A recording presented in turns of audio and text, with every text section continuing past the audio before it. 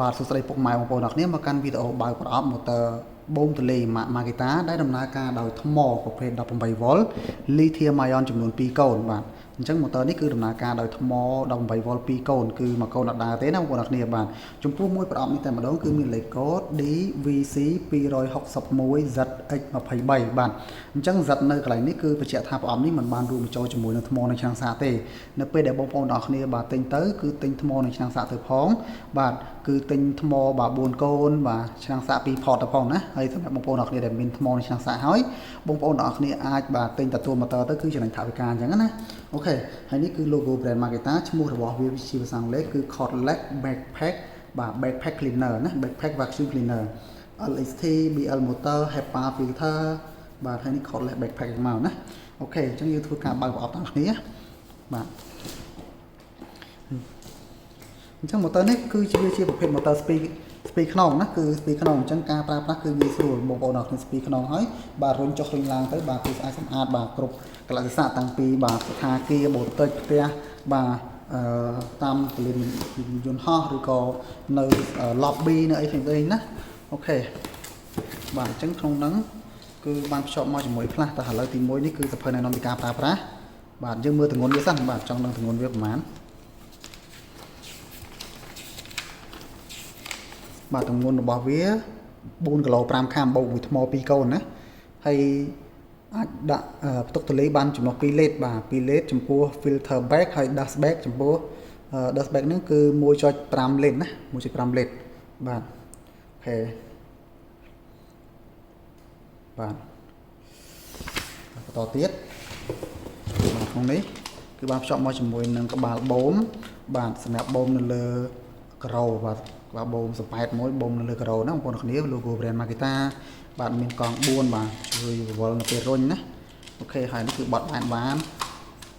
បត់បានអូខេកំព្រាបបាទនេះគឺបាទក្បាលបូមបាទតុនបូមណាបងប្អូនគ្នាមាន logo brand Makita ណាអូខេហើយនឹងប្រើជាមួយអាតូចនេះទៀតណាចាំមើលអាតូចនេះខ្ញុំយកចេញមកបាទហើយខ្ញុំដកចេញមកស្រួលជាង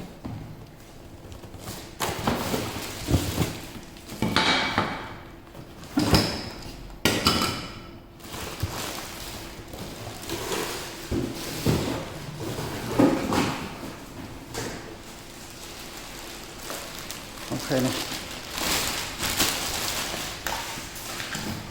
បាទយកចេញមកហើយបាទយ៉ាងញ៉ៃៗទៅទីធ្លាតូចបន្តិចណាកន្លែងដាក់តូចបន្តិចអូខេអញ្ចឹងវាមានតយោមកជាមួយនេះបាទតយោមកជាមួយបាទប្រហែលជា1ម៉ែត្រកន្លះបាទហើយនេះគឺដៃកាន់បាទដៃកាន់ហើយដៃនេះកន្លែងនេះគឺសម្រាប់ញុកនេះញុកខាងលើនេះ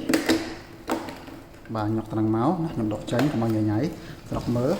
បាទបន្តមកទៀតដងរបស់វានេះជាប្រភេទដងលើញញោមបាទដងតរបស់វាបាទ2កលៈណាដងត2កលៈបន្តទៀត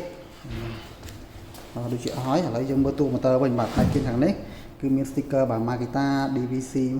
បាទ261ឥឡូវយើងដាក់កាមេរ៉ាគៀនបន្តិចស្រុកមើលបាទ DVC 261ណាអូខេបាទនៅផ្នែកខាងលើនេះគឺបាទមាន logo brand Makita បាទ BL motor បញ្ជាក់ប្រាប់ថា motor នេះមិនប្រើធ្យូងបាទ HEPA filter បាទគឺនេះបាទ filter របស់វានេះគឺជាប្រភេទ HEPA ណា HEPA គឺទ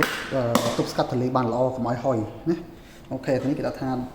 18V បូក 18V 31V បាទដាក់ថ្មមួយកូន2កូនបាទដាក់ថ្ម2កូនណាហើយស្ពីខ្នងបាទស្ពីខ្នងឥឡូវខ្ញុំស៊ូមមកវិញខ្ញុំលាមកវិញណាអូខេបាទអញ្ចឹងយើងស្ពីខ្នងនេះបាទអានេះគឺកវ៉ាត់ចកេះណាល្អមែនតើហើយកុងតាក់ដំណើរការរបស់វាបាទលើកុងតាក់នេះគឺមានបាទអានេះគឺបិទអានេះគឺសេរីល្បឿនបាទ1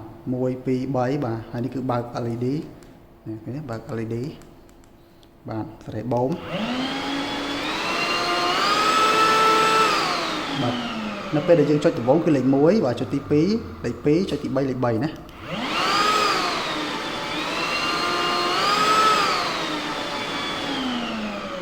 នៅពេលដែលយើងបិទលេខប៉ុន្មានគឺចុចមកវិញគឺលេខប៉ុណ្ណឹងឧទាហរណ៍ខ្ញុំបិទលេខ3បិទលេខ ខ្ញុំបិទលេខ3គឺចេញមកវិញលេខ3ណា